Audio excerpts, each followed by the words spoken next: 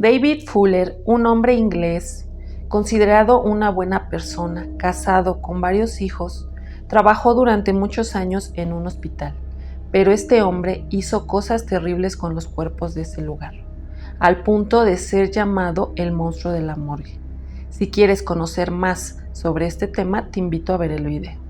David Fuller nació el 4 de septiembre de 1954 y creció en Portsmouth, en la costa sur de Inglaterra. De adulto trabajó como electricista en varios hospitales diferentes de las ciudades de Kent y Sussex. Estuvo casado 3 veces y tuvo 4 hijos de diferentes matrimonios. David Fuller era considerado como un buen trabajador, amaba su trabajo y era sumamente responsable. Difícilmente trabajaba y también era considerado amigable en los diferentes hospitales en los que había trabajado. Parecía un hombre común y corriente y llevaba una vida tranquila. De hecho, tenía pasatiempos tranquilos como la observación de aves, la fotografía y el ciclismo. Al ser David Fuller amante de la fotografía, era uno de sus pasatiempos favoritos. Durante el año de 1987, David vivía en la ciudad de Wellington, Inglaterra. Este hombre frecuentemente iba a revelar sus fotografías a una tienda llamada Super Snaps. En ese lugar laboraba una chica de nombre Wendy Nell, quien solo tenía 25 años, quien vivía sola y recientemente había rentado un apartamento porque había terminado toda relación con su esposo. Esa ruptura le había afectado sentimentalmente a Wendy, sin embargo era una mujer que tenía sueños y quería formar una familia. Wendy trabajaba en la tienda de fotografía y en la noche del 22 de junio de 1987, su novio había ido por ella y la había llevado a casa. Al día siguiente encontraron el cuerpo de Wendy sobre una cama. No tenía ropa y estaba en medio de un charco de sangre. Cuando le preguntaron a los vecinos si habían escuchado algo raro o visto algo extraño, los vecinos dijeron que no, que esa noche todo transcurrió con normalidad. Y aunque los vecinos dijeron que no vieron nada extraño, la realidad es que Wendy había sido agredida sexualmente y presentaba varios golpes. Después de esa tragedia y sin encontrar al responsable, algo más sucedería que sacudiría a todas las personas que vivían cerca de Wendy. Carolina Pierce en esa época tenía 20 años, trabajaba en Buster Brown's, un popular restaurante en la ciudad de Tunbridge Wells. La noche en que desapareció, el 24 de noviembre de 1987, hubo informes de personas que escucharon gritos en la puerta de su casa. Pasaron 3 semanas antes de que por casualidad un conductor de un tractor encontrara su cuerpo. A una distancia relativamente cerca de su casa, no llevaba ropa y solo llevaba puesto unas medias.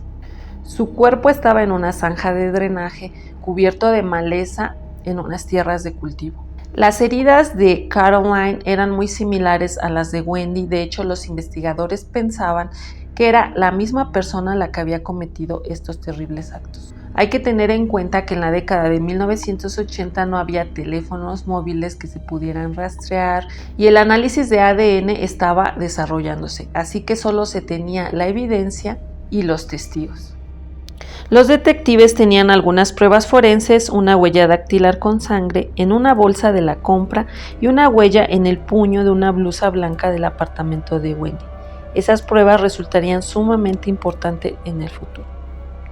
En 1999, las esperanzas de los detectives se desvanecieron cuando una muestra de ADN no coincidió con nadie en la nueva base de datos. Un día alguien tocará esa puerta y dirá: "Lo hemos atrapado", le dijo el padre de Wendy Nell a un periódico en ese momento. Y habrá una celebración, por Dios que la habrá, especialmente si cae, durante mucho tiempo. Y ese hombre tenía razón de seguir con su fe. En los años posteriores, los avances tecnológicos hicieron más fácil a los investigadores no solo extraer el ADN, sino también compararlo con ADN familiar, lo que permite a los investigadores determinar si alguien más en su base de datos está relacionado con un individuo cuyo ADN fue extraído de la escena de un crimen.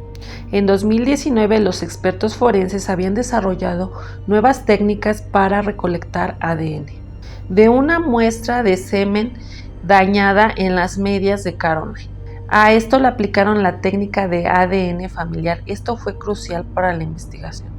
Este ADN familiar permitió a los investigadores reducir los 6.5 millones de perfiles de la base de datos nacional de ADN a un número viable que eventualmente identificarían al asesino.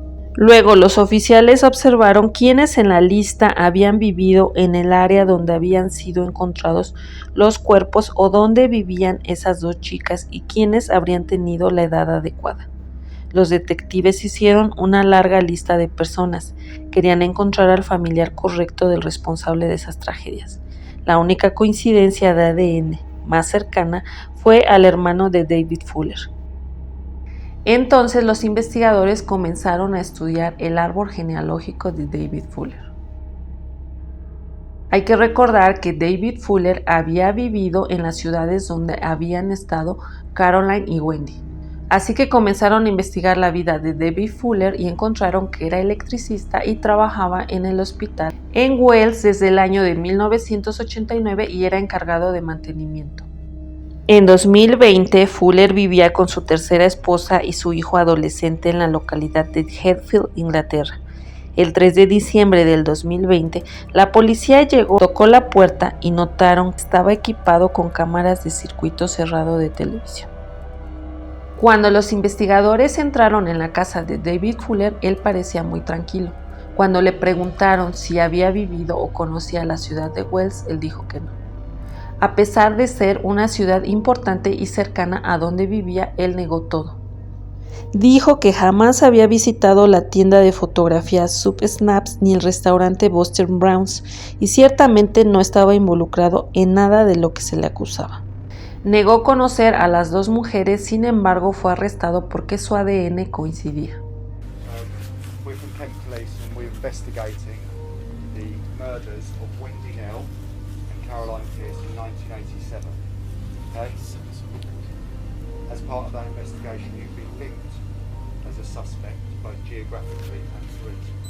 Okay? If you listen to what my colleagues can say.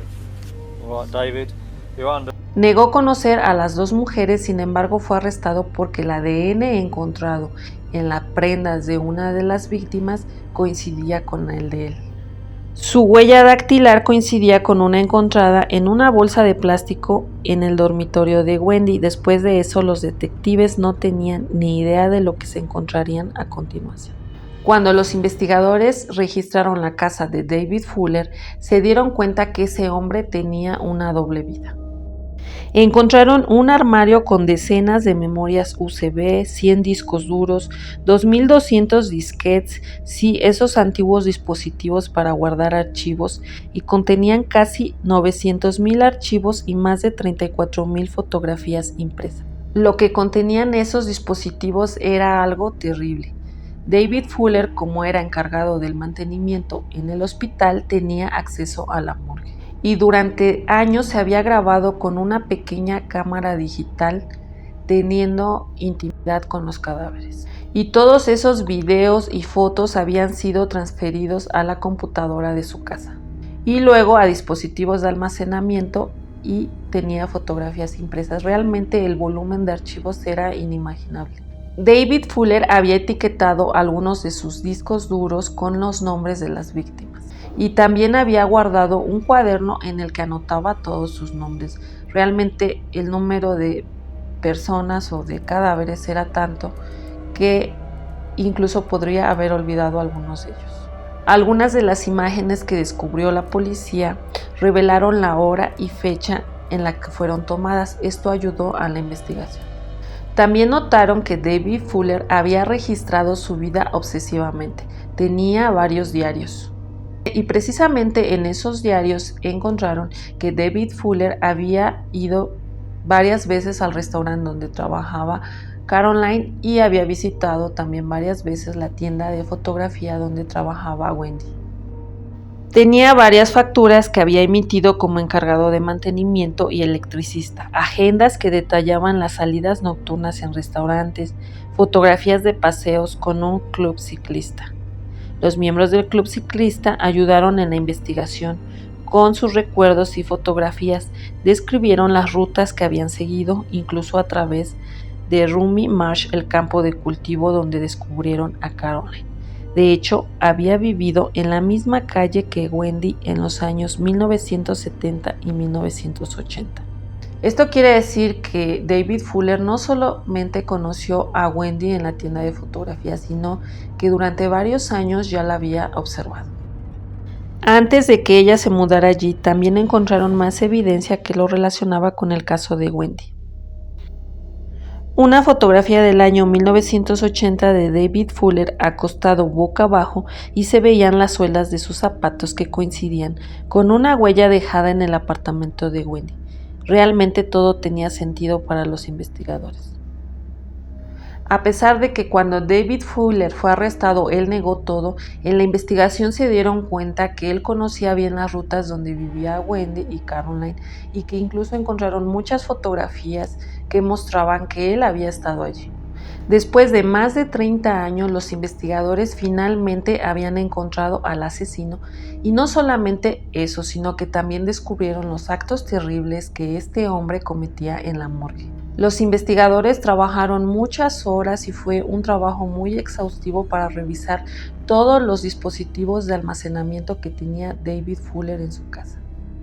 Cuando entrevistaron a David Fuller, solo dijo que no estaba loco, dijo que era posible que tuviera algún tipo de problema residual de personalidad, que había pasado por una vida completamente cristiana y una vida más mortal al mismo tiempo.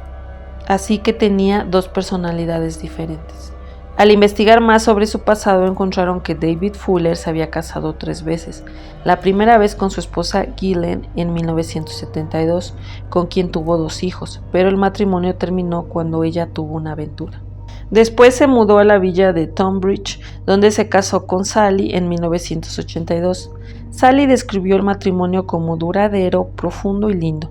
Otros lo recuerdan como lleno de peleas e infidelidades. En 1990, David tuvo una aventura con una enfermera de nombre Susan. Susan lo recuerda como un hombre muy amable y que varias veces pasaron la noche juntos, pero no recordaba nada fuera de lo normal en su comportamiento. En el año de 1999, David Fuller se volvió a casar y nuevamente tuvo un hijo. Pero este hombre llevaba una doble vida. Cuando realizaba todos esos terribles actos en la morgue, no mostraba alguna emoción. No pensaba ni siquiera en el hecho de que ese cadáver pues era el ser querido de alguien, que aunque ya había fallecido, seguía siendo una persona. Cuando se le preguntó el rango de edad de sus víctimas, dijo que no tenía alguno, realmente atacaba a todas sin importar qué edad tenían. Personas jóvenes y mayores, algunas personas habían fallecido de cáncer o cualquier otro padecimiento, pero a David no le importaba, solo quería satisfacer sus deseos. Era una obsesión y realmente tenía problemas. Empleados del hospital dijeron que como David tenía un alto rango en su trabajo, realmente con su pase podía acceder a cualquier parte del hospital. Dijeron que en un día normal de trabajo de David Fuller no había nada extraño si éste tenía que ir a hacer algún trabajo a la morgue, ya que muchas veces había fallas en los sensores de temperatura de los congeladores corporales. A menudo los empleados le pedían a David que echara un vistazo a estos porque realmente no había otra persona que supiera cómo funcionaban o cómo repararlos. David era una persona con gran experiencia en su trabajo. Por lo regular, David hacía todo este tipo de trabajo en la morgue a altas horas de la noche cuando no había absolutamente nadie. El acceso a la morgue le dio rienda suelta para cometer sus malas acciones e incluso regresaba varias veces a visitar el mismo cadáver. La morgue tenía 5 miembros del personal que solían trabajar de 8 a.m. a 4 p.m. Como David generalmente trabajaba de 11 a.m. a 7 p.m., sus ataques a menudo ocurrían en el periodo de 3 horas en la última parte de su turno. David Fuller pudo ingresar a la sala de autopsias a través del consultorio clínico. La configuración o estructura de las habitaciones le permitían entrar y salir sin ser vistos por cualquier portero que entrara en la morgue o por el otro lado de los frigoríficos mientras él estaba allí. En el hospital donde laboraba, los frigoríficos utilizados para almacenar los cuerpos tenían puertas en cada extremo. Un extremo estaba cubierto por cámaras de circuito cerrado de televisión, pero el otro, donde se realizan otro tipo de exámenes, no tienen ninguna. David Fuller sabía perfectamente todos esos datos o puntos ciegos en las cámaras. De hecho, cuando los policías revisaron todas las imágenes del hospital, no encontraron a David Fuller cometiendo ningún acto. Las imágenes almacenadas encontradas por los detectives solo se remontan a 2008, pero Fuller había trabajado en el hospital desde 1989, por lo que los detectives creen que podría haber cientos de víctimas más. Pero sus propios videos filmados por él mismo por esas cámaras pequeñas digitales era la evidencia que necesitaban para que lo encontraran culpable. Los investigadores analizaron detalladamente todos esos videos y minuciosamente observaban las pulseras de los pacientes para saber el nombre de la persona. También mostraban cuándo habían sido filmados y ya con toda esa información los investigadores pudieron contactar a los familiares de esas personas. David Fuller tenía en sus manos un libro negro donde tenía todos los nombres de sus víctimas. Realmente tenía una mente muy retorcida.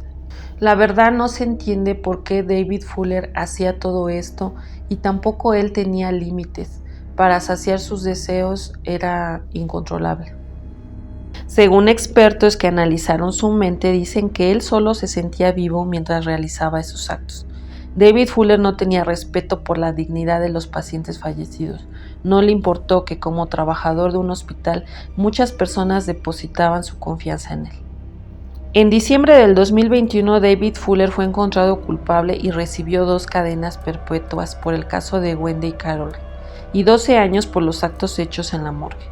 Después de la condena, los investigadores lograron identificar al menos 101 víctimas de la morgue. De todas las edades, hasta mujeres de 100 años. Por esa razón lo llamaron el monstruo de la morgue. La tercera esposa de David Fuller, con quien se casó en el año de 1999 y tenía un hijo, intentó comenzar una nueva vida, después de decirse angustiada por todos los actos cometidos por David. Vendió la casa donde vivían juntos, se divorció de él y lo dejó completamente solo para cumplir su condena.